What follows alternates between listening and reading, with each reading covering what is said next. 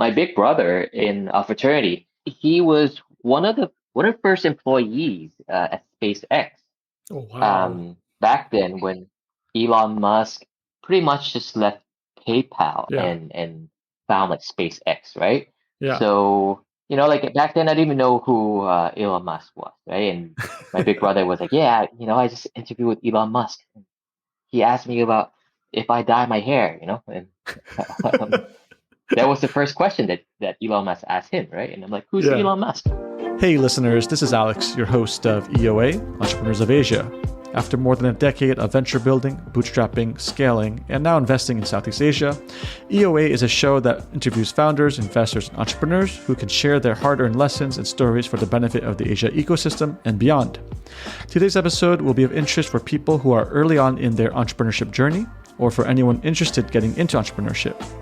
We profile Nattapak's history and discover how he ended up launching his current recycling startup, Trash Lucky, where he is co-founder and CEO of. In this episode, we share insights about Bangkok communities, contrasting work experiences across Eastern and Western cultures, how Nattapak pivoted from being an engineer at AMD to running a family business, then eventually launching tech startups across Southeast Asia from Thailand, Indonesia, and Philippines. This is not an episode where we dive hard into a specific topic, but gives you a more nuanced view into the experiences of a tech entrepreneur from the Asia region.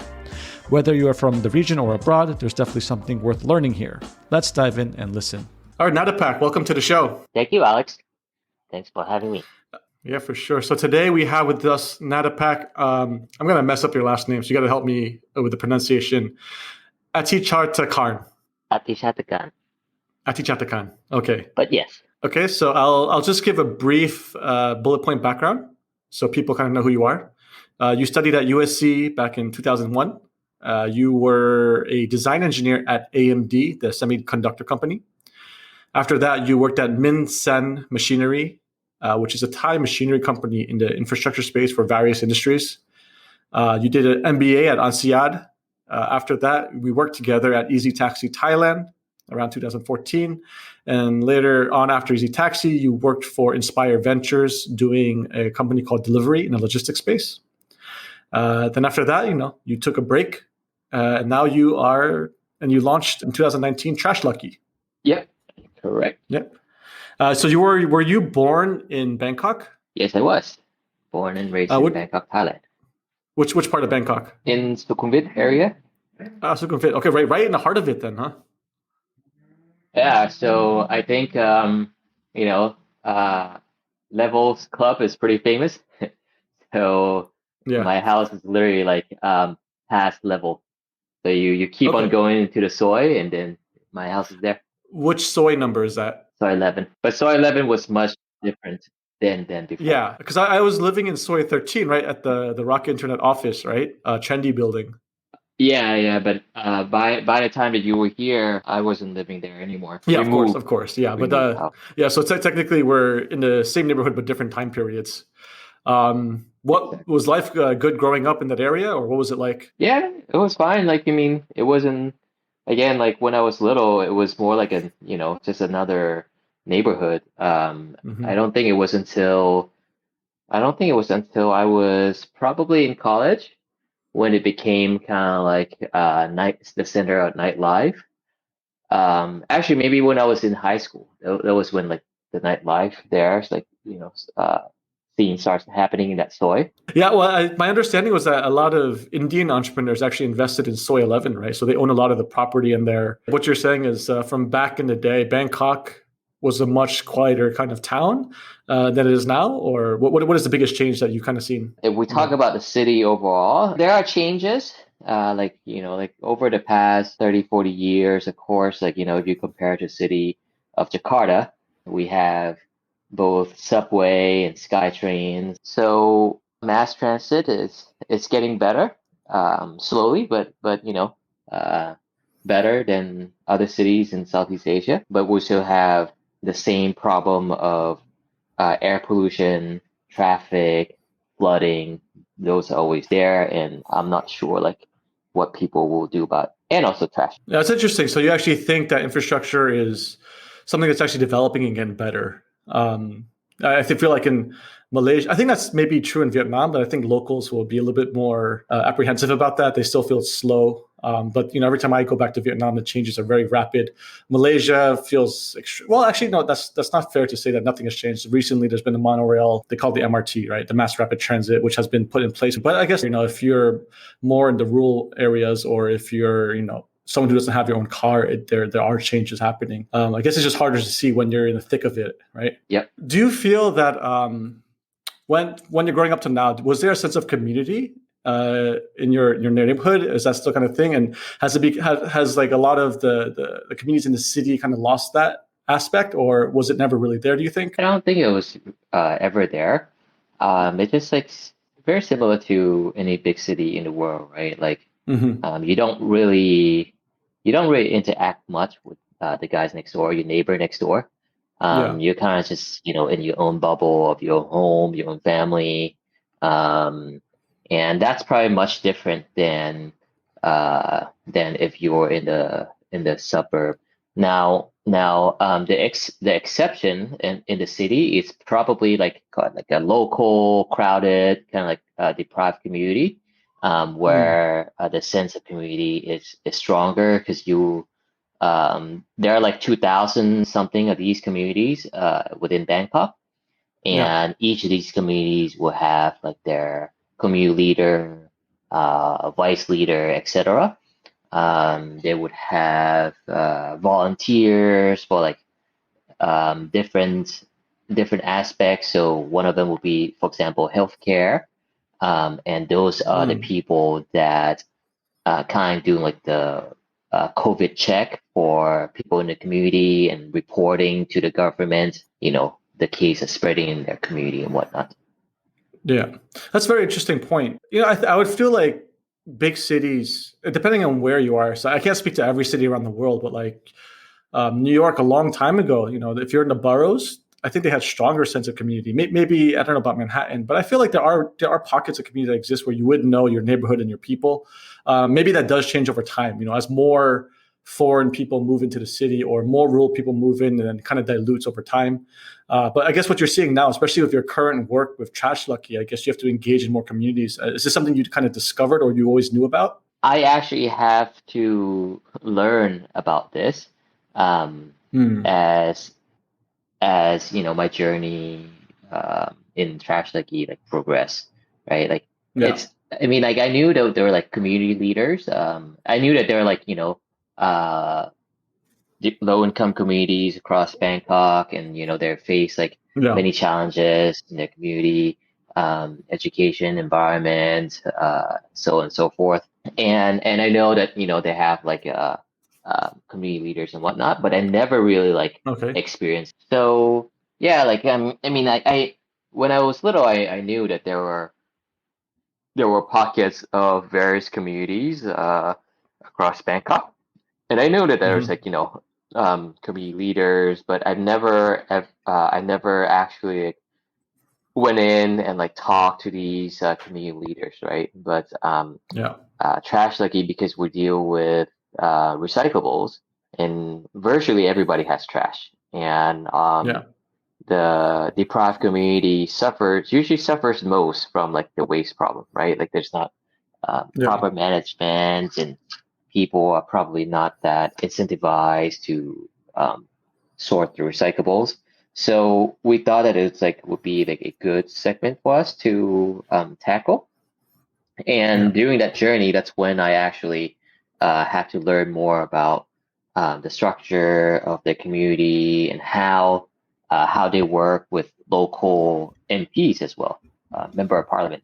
Oh, that's fascinating. So actually, politicians are actually it kind of makes a lot of sense, right? If you're trying to get voted into parliament and represent a sect of people, you have to know about who the community structure, who has influence where, and really getting to know them. And I guess when you're living in a city in the thick of it, you really kind of don't think about these things, or you don't really try to engage in a community. Yeah, exactly. And in every Bangkok district, you're guaranteed to have these kind of communities.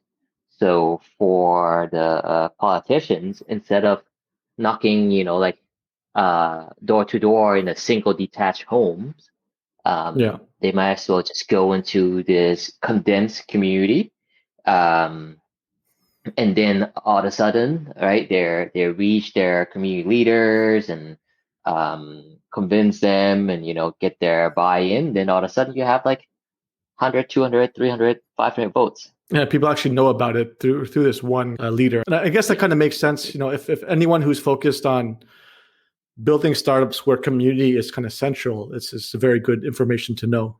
Yeah. So after Bangkok, you ended up going to the University of Southern California. How did you end up making that jump? I actually went to high school in East Coast. Boarding school in Pennsylvania is actually a Quaker school. So Quaker is like a religion that's, like Quaker oats, basically. People probably all eat Quaker oats. Yeah. But Quaker is more like more than just oats. It's a religion that promotes like equality, diversity, and also like nonviolence. So that's I think that's the characteristic of this religion. So anyway, so I was in East Coast, and then like me being from Thailand, I'm not used to the cold, so I want to move somewhere that's warmer. And also I want to learn how to surf. So I just figure LA would be the best place to go to college. So I applied to school in LA. I actually didn't started at I didn't start at USC actually. I went to Occidental first. It's like a small liberal arts college in Eagle Rock, Glendale kind of area. Obama went there for a couple of years. Oh, okay. Nice. Yeah, so I went there for a couple of years, and then I transferred to USC because I wanted to get an engineering degree, but the liberal arts college only have physics, kind of the general studies, rather than like specific professional degree. I guess I don't know if that's the right judgment, but well, you were younger back then, right? So yeah, exactly. Okay. So what coast is better, East Coast or West Coast? So I really miss California. Just like the diversity of people, the food, the culture, being close to the beach as well. Yeah. So speaking of surfing, where's the best where's the best surfing you've done around the world? I would have to say Bali. It's just like the diversity of waves and the consistency. You can actually just surf year round there, and you have all kind of waves for your level of surfing, right? From the very beginner to professional. When you moved from Bangkok to America, was the American experience jarring in any way, or was there anything that kind of shocked you? I think I was only 14 when I first moved there.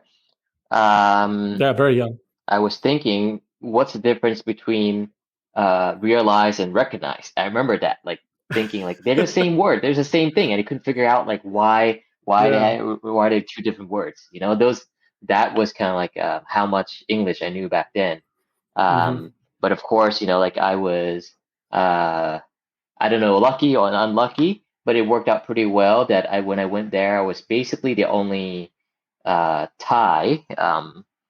So pretty much I was just like thrown right into a culture where I need to speak English because I didn't have anybody to speak Thai with. And if I don't speak to anyone, I wouldn't have any friends. So it forced me to learn the language. So I guess it worked out. So overall, a positive experience then. Yeah. Boarding school was fun. You're kind of like being with your friends all the time, and you of course like you do all these mischievous things, like hiking out after your supposedly bedtime. Would you send your kids to boarding school as well, or no? Yeah, maybe. Maybe, yeah. I'm not opposed to that. Okay. So because the stories you always hear is that every time you send kids to, I guess it depends on what kind of private school, they could end up being, exposed to some crazy stuff really at a young age, or, you hang out with the wrong crowd and they end up doing like, I don't know, stuff that they should be doing at a young age. But it seems that you had a good crowd then. Yeah, definitely. But I mean, like being at boarding school doesn't always expose you to like bad stuff, right? Yeah. Like get you into trouble. And it's not always that trouble kids go to boarding school, right? True. It also depends, like where you go, like what you say, and it also depends, like how how the school is, what kind of culture they teach, Yeah. and I think one of the reasons why my parents picked this school was because Quakerism is kind of similar to like Buddhism in a Oh, way that interesting. it's like nonviolence, that aspect, equality, you True. kind of Yeah. like just do whatever you think like it's best for you as long as you don't harm anybody, right? Like Hmm. they equate things like God is in everyone, right? So Yeah. that's like equality, So Hmm. So you end up going to Occidental College and then later USC, University of Southern California, and you said you wanted to study engineering. What were you thinking back then? Like, why engineering? well, because I have Asian parents, I guess it's either doctor, engineers, or lawyers, right? So then did you end up enjoying the degree? A Yeah, what? yeah, I definitely did. I actually wanted to be a guitarist, like a classical guitarist. Wow. Okay. Yeah. Was that from exposure to the American culture, or was that from Thailand times? No, that was from Thailand. Um, that was from Thailand, and I think that was one of the reasons why my parents shipped me off. Because I told them that I want to quit school and become a guitarist. So they were like, "All right, this is trouble. We need to get him away from this guitar teacher." You would have thought that the American experience would have probably brought out the desire even more, but it seems that you ended up falling in line and you went and did your engineering degree. I guess I didn't find like a guitar teacher that inspired me as much as the one that I had in Bangkok. Okay, I see. So you get caught up with socializing with your friends and then play sports, right? So like boarding school, you Yeah. gotta like do chores as well. So your life gets pretty busy, right? So it's like you have like the full schedule kind of planned out for you. Um, Yeah. and of course, if you play music, you can still have time to practice. It's not that you don't have other time, but like I say, because of that very structured and in a small town, you don't have that kind of access to various teachers. Unlike being in a city, you have much more resource and much more Mm, options, many more options for the teachers, right? So yeah. I mean, that definitely speaks to the power of having good teachers and mentors and how they could influence. And when you change that context, things can change drastically, and it also speaks to the power of routine, right? So as soon as you're locked in a routine, and the people who you hang out with, it could change your trajectory completely different, right? yeah, really. Who Yeah. knows? Like who would have known? You could have been a famous guitarist instead, right? I know, seriously. And now I'm just picking up trash. So, what was your expectation of at that point of your life, right? So you do your engineering degree. How were you thinking about the world then, and what were you expecting once you graduated? I mean, I was just thinking about getting a engineering job somewhere in the US. I was actually a combined major of biomedical and electrical engineering, thinking that it would Wow. give me an edge to be in like a biomedical field, Yeah. because then you kind of have the best of both worlds. Especially if I wanted to go into like medical devices, but Yeah. but it actually kind of hurt me Yeah. because Interesting. when I applied for jobs right after undergrad, they were like, well, you didn't take these other classes compared to like CS major because we need someone who can code the Mm, software that would drive the hardware. And yeah. oh, well, since you're combined major, you didn't take these other classes that we need you to design an analog device for these medical devices, right? So Yeah. it's kind of like you're kind of a jack of all trades but king of none, something like that, right? Yeah. Yeah. Entry level jobs, you engineer basically supposed to do one small task in this big organization well, right? You're not supposed to be kind of like a generalist. So I couldn't find a job within like the summertime, and my parents were, like being Asian again, Yeah. pushing me to get a master degree. Actually, they wanted me to continue on to get a PhD degree. Wow. But I was like, look, just let's just go step by step. If I don't get a job within the summer, I promise I will pursue like a master degree. So that's how I end up getting a master degree in electrical engineering because I realized like, oh shit, like I didn't specialize in anything. Yeah. And then I reflect back to like the class that I like, and I actually like it. I like the kind of electrical engineering and dealing with computer aspect of it. So I ended Mm. up majoring in VLSI, which is basically integrated circuits. So you would design microprocessor. Yeah. And later that's how I got a job at AMD. So my goal then was just like, okay, if I want to be an engineer, how do I get into the mecca of engineering, which is Silicon Valley, Yeah. right? Like, Yeah. Correct. how do Yeah. I lie myself so I work there, right? And that was Yeah. my goal. Um, Yeah. and yeah, uh, and I eventually ended up there working with for AMD. Mm. I mean, that's also kind of crazy because if you had done the degree that you did with bio plus engineering, it say you're just graduating in the current market today, I would argue with the amount of interest in tech and the amount of money flowing into it and the amount of exposure entrepreneurship gets in the younger generation and even in schools, right? You might have been set up to be a perfect generalist just to go straight and maybe do something in entrepreneurship in that field instead, right? Could be, but like at that time, I would say it was I was pretty naive. I didn't like uh know much about like what I want to do. All I knew was just like um like if I look back, right? Like I Yeah, remember like thinking, do I want to be a hardware or software engineer? And interesting. I was so naive that like, oh, I don't want to be a software engineer because I don't want to stare at the computer screen all day and code all day. But that's exactly what you do with a hardware engineer anyway. Yeah, yeah, And yeah, yeah, nowadays, you don't even have to be to stare at a screen all day. So, yeah.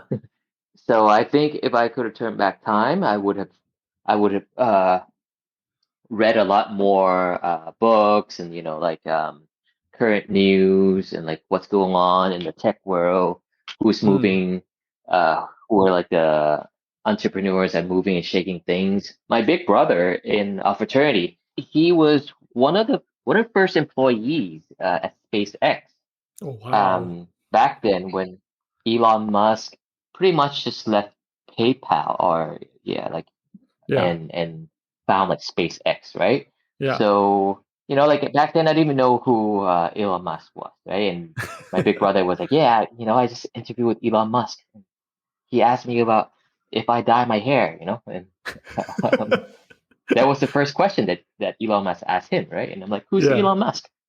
So that's how naive I was. But like I was young. We were people were yeah. yeah. I mean that like turns out to be your in terms of your environment, who you hang out with, and how other people are thinking. I mean, you were young as well. I think every young person thinks like that. I've probably made some very silly decisions like that too. About one, like picking college. I just wanted to be in the city. I needed to escape the suburbs, right? And it just limits my choices when I could have picked Yeah. anywhere around the globe. But I mean, that's it's really an interesting point. Like your life could have been different had you gone to meet Elon Musk or someone else too, right? So it's just Yeah, crazy that exactly. all your peers, and the trajectories just depends on one simple coincidental meeting, which could sometimes be luck or just right timing. Yeah. But I mean, you didn't land too bad. You were in Silicon Valley, right? And you actually did get a job in AMD back then. Was it as prestigious back then as it is now? Yeah, like when I joined AMD, AMD was kicking ass. Like Yeah. they were beating Intel to the dual core. So back then, right, it was like Oh, okay. Ah, um interesting. single core to dual core and AMD like leapfrog Intel and the stock price shot up from $4 to $40 within like a year or two, I don't remember. And Yeah.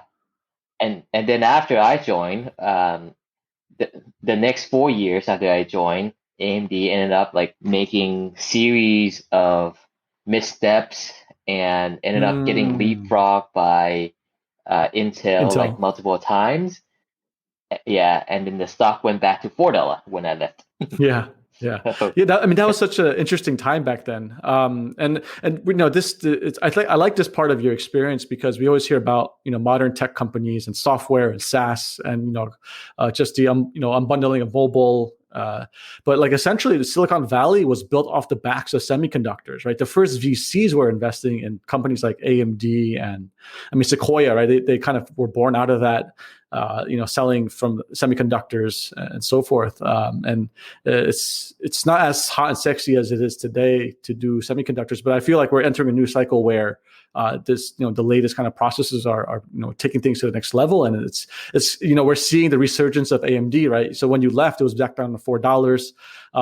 But there's this huge 10-year period of where it's like a lull, right? Like you said, I don't know what the missteps were, but Intel just kept getting bigger and bigger. But now AMD is finally leapfrogging Intel again, and then you saw the stock currently now is like at 100, right? So it's like 3x from the time you were at AMD. From the peak of $40 to over $100 now, right? And Intel also is rising, but I think it's become like this kind of market share game. So it almost sounds like a dream job these days to be an AMD, right?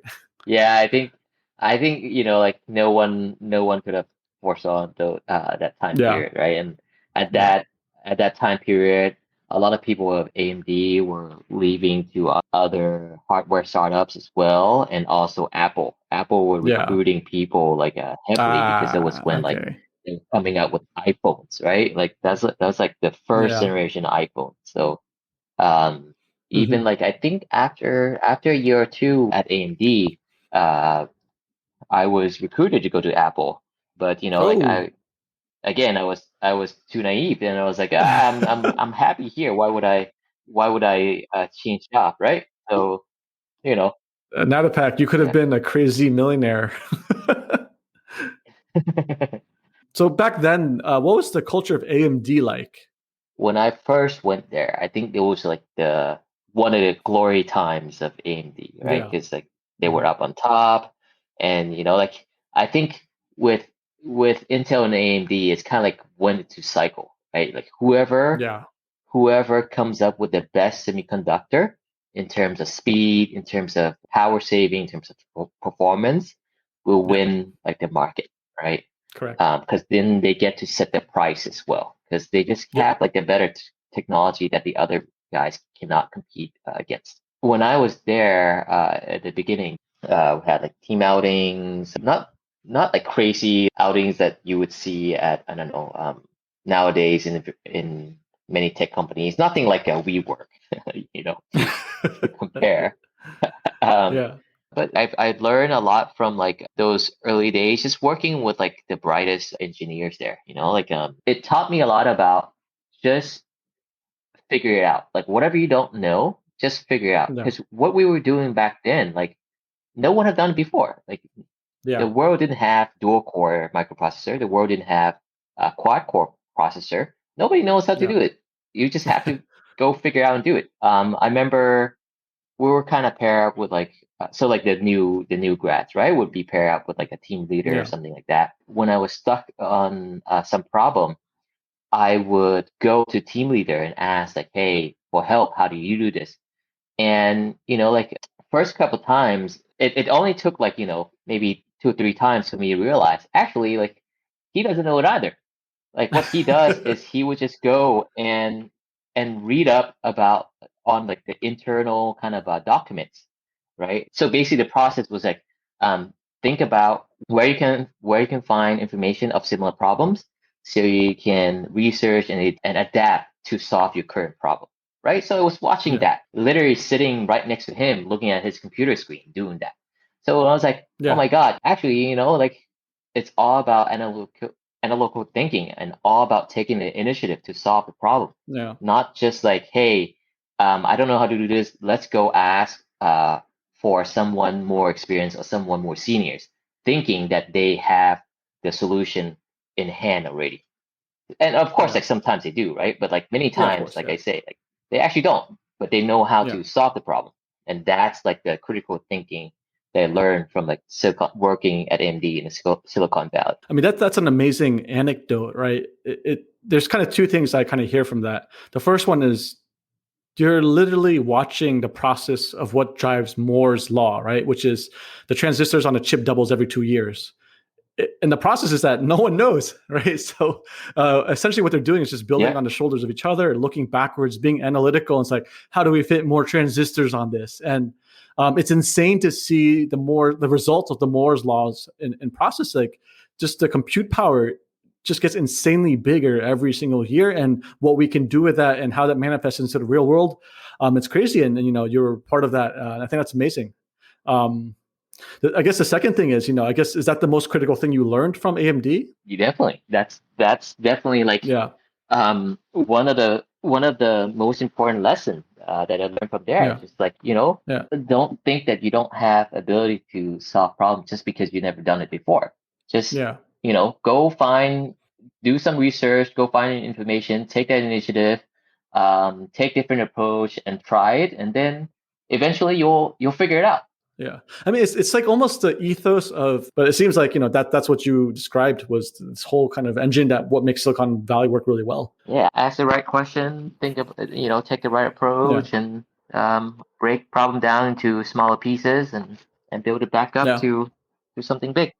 And the reason why I kind of asked that or point that out is because if you really think about the power of what Google and the information has brought, is that as long as you're good enough at searching for the right information, which is literally at everyone's fingertips, then you have enough pieces to kind of be analytical and build almost anything that you need these days, right? Yeah, exactly. Now it's like easier to learn on your own than ever because there's so Yeah, much resources out there. Back then you gotta yeah, go find the right textbook, right? And like yeah, you can't just control F like keyword, so yeah, you yeah, gotta go like go like ask the librarian, B, hopefully you're in luck that the librarian points you to the right book, look at appendix, whatever, and then read probably like 5 books of that appendix, and then hopefully you'll find what you need. But now you just search something you don't know, like what is DeFi on YouTube, and someone would explain yeah, that to you in 2 minutes. yeah, exactly. So I guess my last question then for about AMD is, uh, so you were at the one of their peaks. They were taking over Intel. What kind of happened that where they lost that, and then there was this big lull period, and then what changed it so that they actually got out of that rut? Because I think that's kind of an interesting story. The industry was back then was moving from single core, Yeah, a single core processor. Basically, just think about like one brain, okay, like one brain of computer on one chip, to two yeah, brain on one chip, to 4 brains on one chip, to 8 brains on one chip. hmm, So whoever can launch the dual core first, whoever can launch a quad core first, will win the market. hmm, And it's not only about the design, but it's also about the manufacturing of it, right? okay, Because once you lay out the circuit, you actually need a lot of testing of manufacturing the semiconductors. When you add another brain onto the chip, you have to shrink everything down. So yeah, that means the manufacturing capability or technology also need to take a leapfrog, need to advance. How do you shrink down a wire, right? Like a nanowire, a microcircuit to even smaller, than what you have before. yeah, That's not very easy because all those things didn't come together for AMD for a series of time. So then we kind of like fell behind kind of two to three steps, right? Because yeah, if we if Intel and AMD keep on leapfrogging each other, then that yeah, means it's kind of back and forth, right? But if you hmm, if you fall behind and you don't leapfrog them back, they just keep on like leapfrogging way ahead of compounding, you, yeah, right? yeah, Exactly. So that's basically what happened, and then later on, the industry was moving toward a fusion chip, basically a GPU graphics card. A company like NVIDIA, ATI. yeah, ATI got absorbed correct, by AMD. yeah, So basically, fuse the two things together: the graphics card and the CPU, right? yeah, GPU, what they call. So yeah, that was when I was leaving. Now I haven't followed the last kind of like 5, 6 years. Like ever since I left AMD, I kind of like didn't keep in touch so much with the semiconductor. Mm. So I won't Yeah. be able to speak as to how they're able to got back on track. But I know that the Yeah. current CEO, I forgot her name, has done an incredible job Lisa to, Su.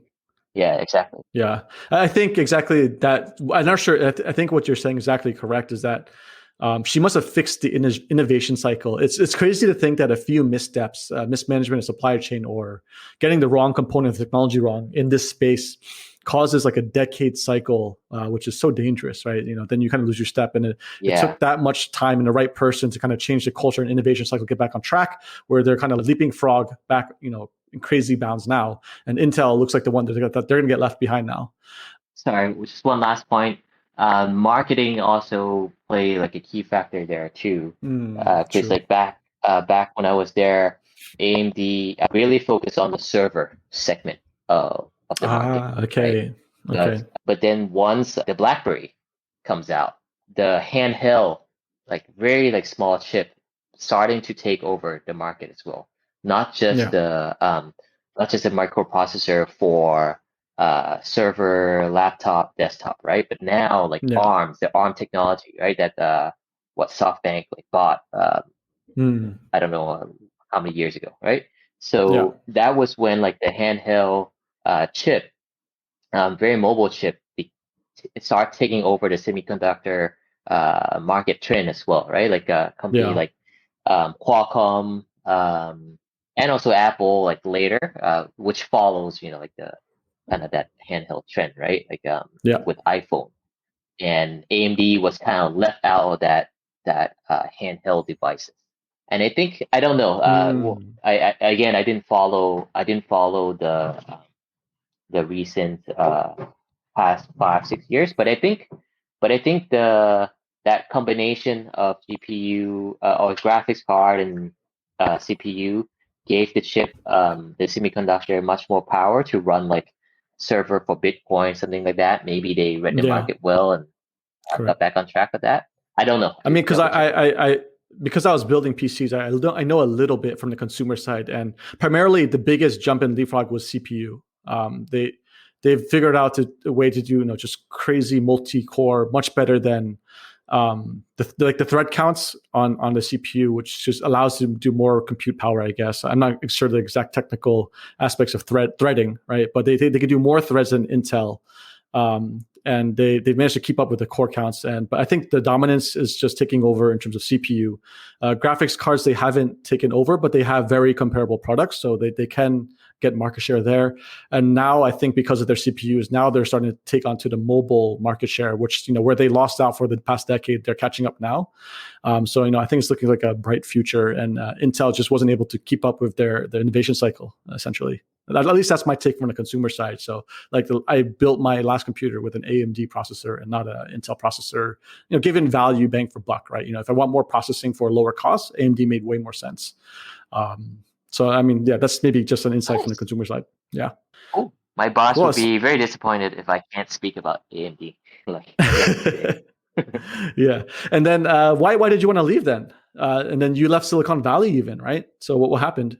I wanted to shift to business. I guess, Mhm. I come from a business family.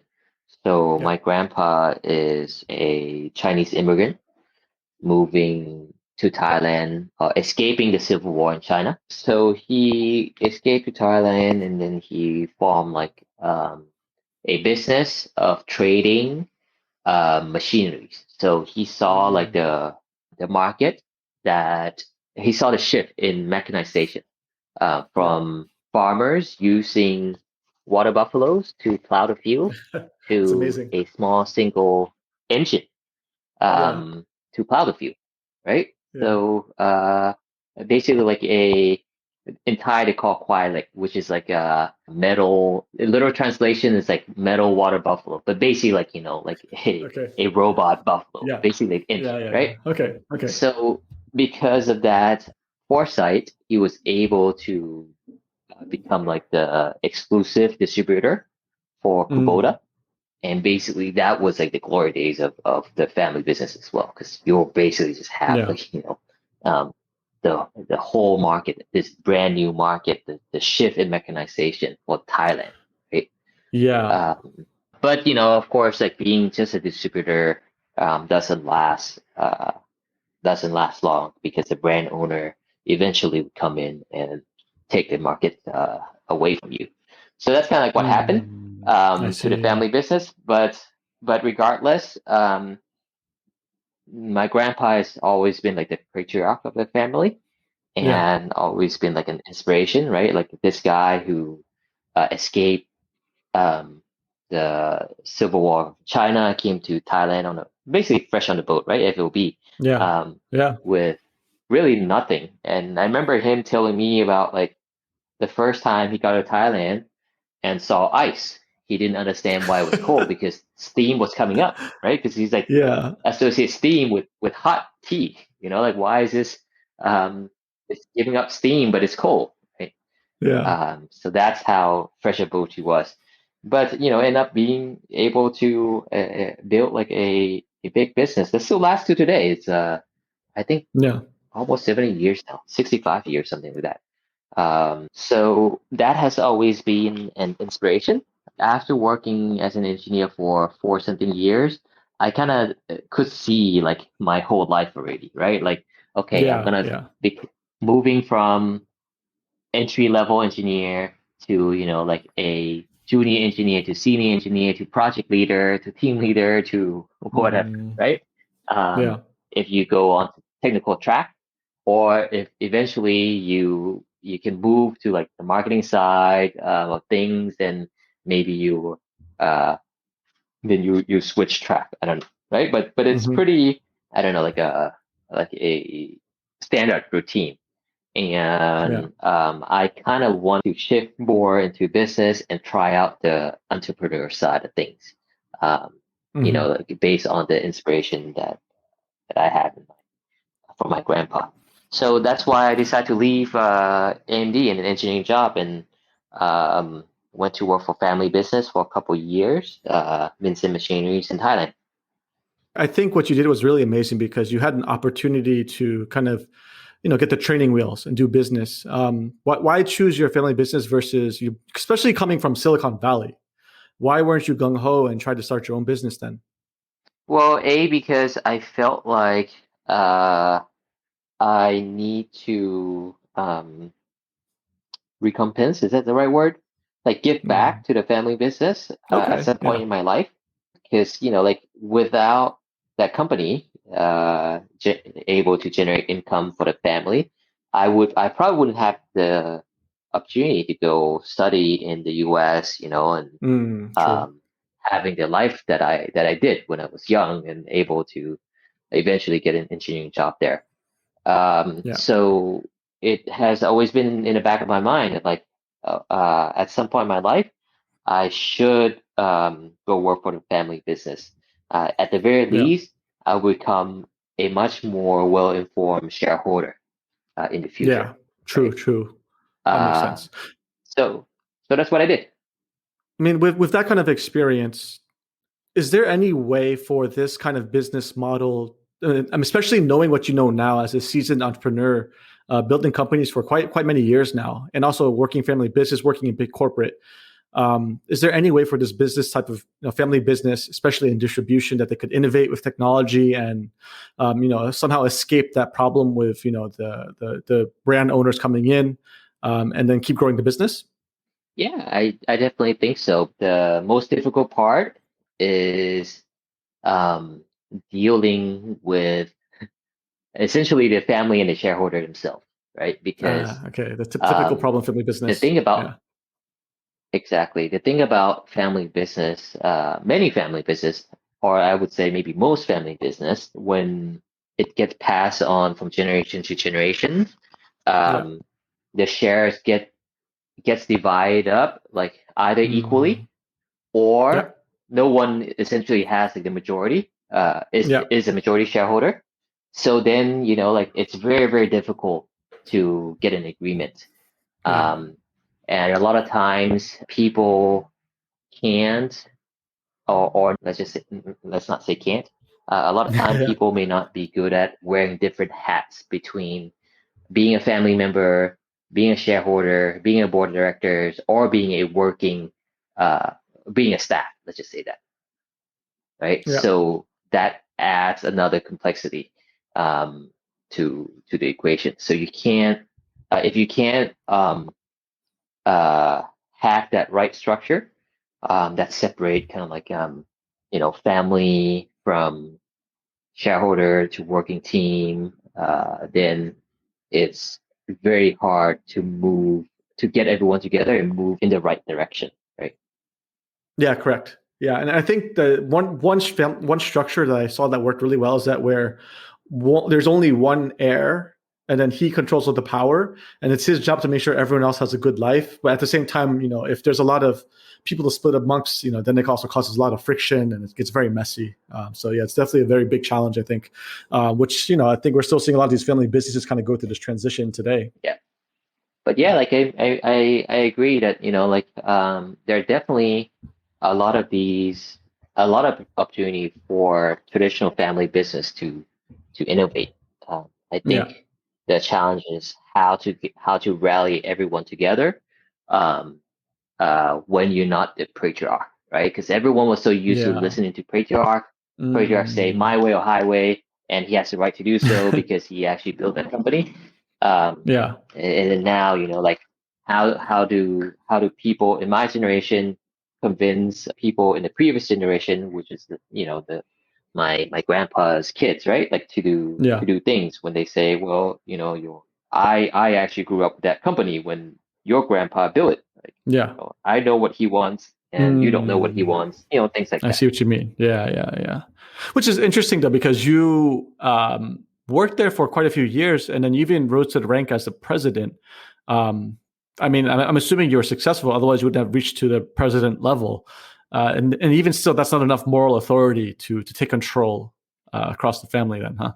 To be a successful family business, you really have your family members really have to uh, play or respect the role Mm. and the structure, right? So like True. True. um, let's say like for me, even being like having that president title, but for my people in my parents' generation, they would they if they could just go to my employees and say like, well, I'm the kid of my grandpa, and this is more of our company than my niece or nephew company.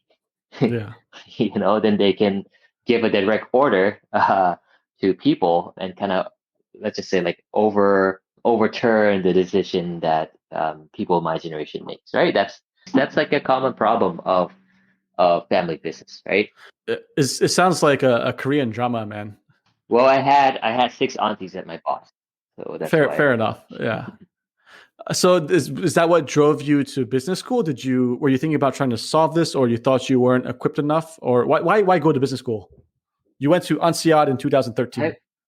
Yeah, so I went to INSEAD because I felt like I wasn't uh I I lacked like kind of a business education because Mm. like I was You're an a engineer. engineer, like my whole career before Yeah, Minson, right? yeah. And I remember like I went to attend kind of a dealership meeting. So one of the companies that we distribute their product has put together kind of like a distributor meeting and targeting the next generation of the family business owner. And one of the questions that they asked was like, what makes companies successful, right? Yeah, What is the one thing that you think that makes a company successful? The one thing, okay? And the choices were technology, product marketing, and people, something like that, yeah, right? And of course, me like coming from an engineering background, I'd say technology, of course, right? yeah. But Of then, course. It's later on, it's like, oh my God, why did I pick technology? So it's such like engineering thing. It's the yeah, people, correct, correct. and that's like Yeah, and later on, before I went to India, of course, that's what I realized. Like from maybe like a week or two later from that meeting, I was like, oh Yeah. my God, like that's right. People is what makes a company successful. It's not the technology. It's people are Yeah. the one who need to drive innovation and technology. You can't motivate people to do that, then you're not going to have you're not going to have like an innovative technology, period. Yeah. So that's kind of like one of the things that also made me realize that, going to like a top business school would probably help, right? Like, Yeah. um, give me both like the hard skill of like accounting, finance, etc., Mm. and also like the soft skill of management, like, Yeah. um, organization behavior, things like that. So that's why I went to India. Yeah, I feel like your story makes a lot of sense to me because I think a lot of people have very flimsy reasons why they want to go to business school. But when I hear your story and your case, like for like traditional reasons, if you're completely lacking something, a very compact 1 year program kind of makes sense. Especially if you have like either a family business or if you want to go do business, but you're from an engineering background or say you're pivoting your career completely. So, and to me, it makes a lot of sense. And I guess after the end of your education, did you feel it was the right decision then? Oh, definitely. Um, Yeah. and also, I think I made the right decision to go to INSEAD and not like a US based school. Oh, how come? Um, like after having spent, what was it? I think 15 years in the US, you Yeah. become basically Americanized, right? And you think, That's true. Yeah. America is like the best in the world, and that's where all the smart people are. Like the rest of the world is stupid, and that is not true. Yeah. And that's not true, and at Yeah. INSEAD, it's really like the business school for the world where not one nation represent more than I forgot like 12%, somewhere between 12 to 20%. I don't remember the exact number. Yeah. So it's literally like very very diverse student body, and not to say that the U.S. business school is not diverse.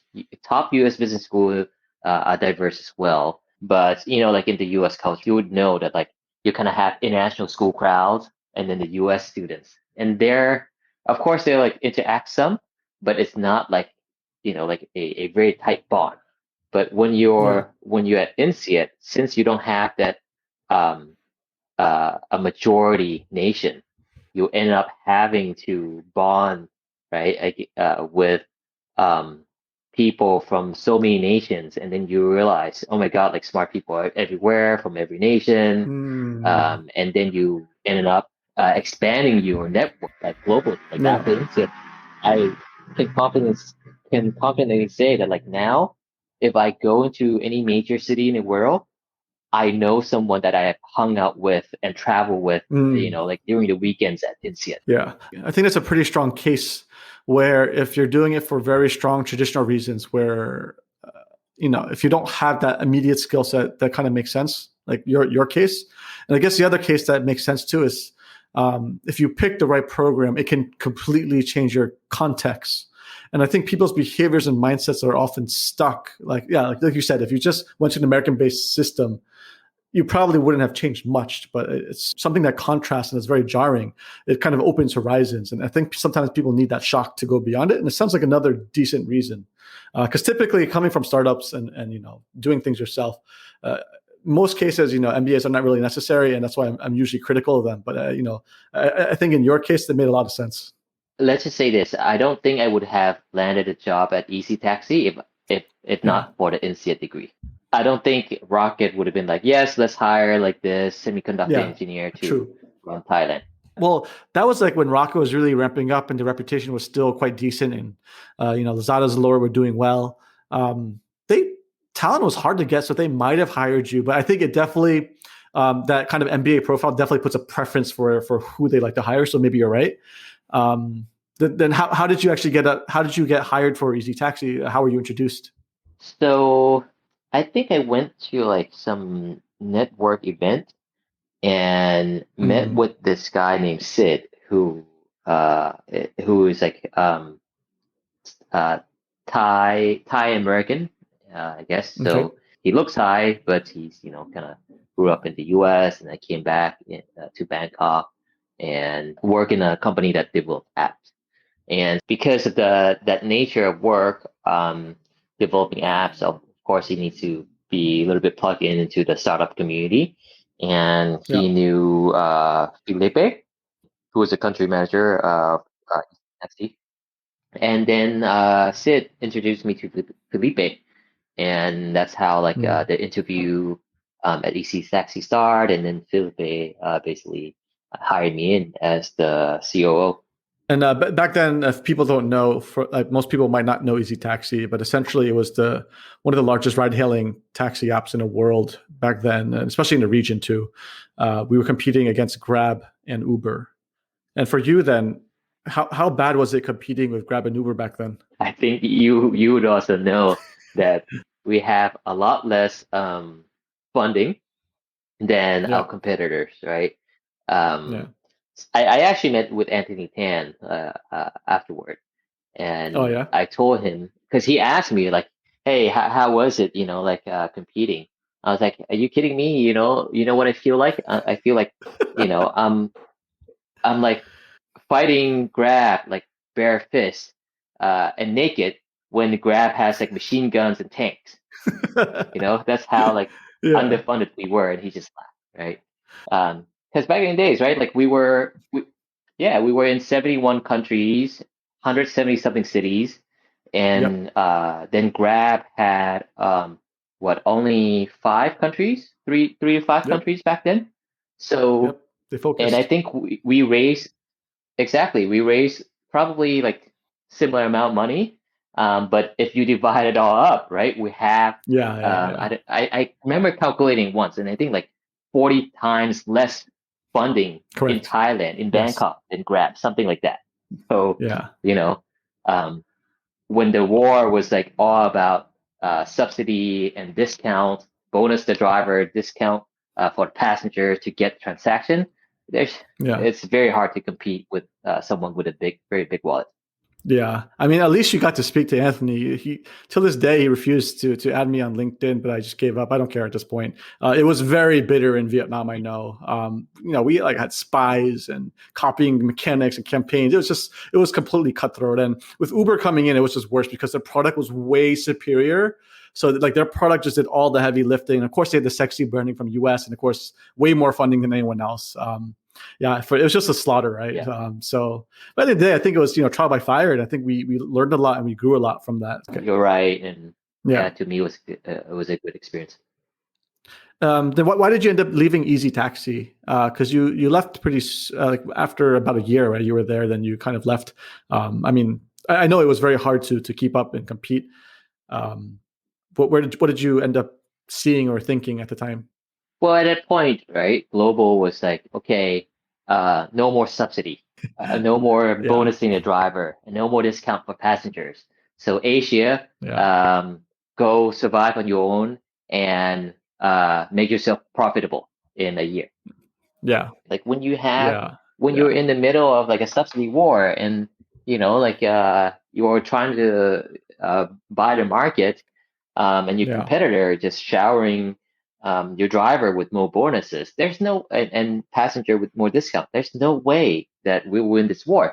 So at that point, I already knew that the direction that global is eventually gonna do, right, You which saw the is writing on the gonna wall. retreat. Exactly. Of course, they don't say it, but it was obvious to me. Yeah. So at that point, I knew that there's not going to be much of a future for Easy Taxi in Southeast Asia. Yeah, so I was just thinking because that's when I came over to look at Thailand and exactly what you were saying. This is impossible. I was a little bit more naive, so there was an impossible task of trying to get profitable. And I don't know if you found the same thing in the Thai market, and I guess you've operated in other markets now, but I felt that there was ability to segment the user base way more, and we were running a really ghetto version of using an app, like an app for a taxi meter separately outside the program, and we were able to get quite a bit of cost coverage. We were able to save up to 70-80% of the burn. So it was on the right path. It's just that they kept burning more money and more market share, and we had less and less budget. But I don't know. Do you think that you saw the same kind of economics that were it been possible, or you just think it probably didn't matter? it was just a pointless exercise? I think that as long as Grab has that much money, and Uber Yeah. was still there too, but I would Yeah. say the chance was like very, very slim. Yeah, if you look at the game, I think if we tried to play that game, it's definitely a losing game.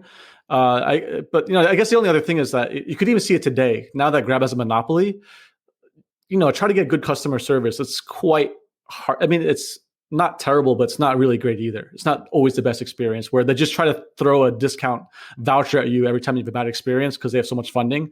That's going to be a problem in the future if they don't, actually fix the actual problems. But I do think even though rideshare itself is not as big as probably people think it is in Southeast Asia, I think there's room to have a niche company. This is why you have like certain airport companies still surviving today, right? You could have a niche and to be profitable. It's just not going to be very big, probably. Yeah, that's true. Yeah. But anyway, yeah, you saw the writing on the wall. Then you ended up going to Delivery and Inspire Ventures, right? Yeah. Nikki, who was also at Easy Taxi before, Yeah. she left Easy Taxi to go to Inspire Venture before me. And she pretty much like got me interested and got me talk to Tom, who is the CEO of the Inspire Venture and Delivery, who still is running the companies today, the two Yeah. companies today. Yeah, and she introduced us, and I got more and more interested, and it was like building the company from scratch because Yeah. when I joined EC Taxi, EC Taxi has been around globally for probably like maybe 3 years already. I don't remember. But in Yeah. Thailand, it had already existed for almost a year when I joined. Yeah. But delivery is like zero. So I was like, Mm-hmm. okay, well, you know, uh, I had a short career at Easy Taxi, the first startup, building a company that someone else started almost a year ago. But now I have a Yeah. chance to start like a new company, new startup, with someone else's money. Start from zero. This is going to be like a great experience if I I see. one day want to form my own company, Yeah. right? So that's why I decided to join Delivery. Yeah. And who are the people behind Inspire Ventures? So what was their backgrounds? Tom Kim. He was an ex Goldman Sachs in New York. So investment banking, and then he formed his own fund with his with his friends in Vietnam, and I forgot how much they managed. I think like it's something in billions US. Oh, wow. And he pretty much like I think he exited and he wanted to retire, went to the Yeah. US, and it wasn't until like his friend convinced him to come back to Asia and started a VC because I think back then was still like the good days of Rocket Internet, and like the interest in Southeast Asia is starting to grow more and more. We as much as people like hate Rocket Internet, I think they have to give some credit to them for Yep. this, right?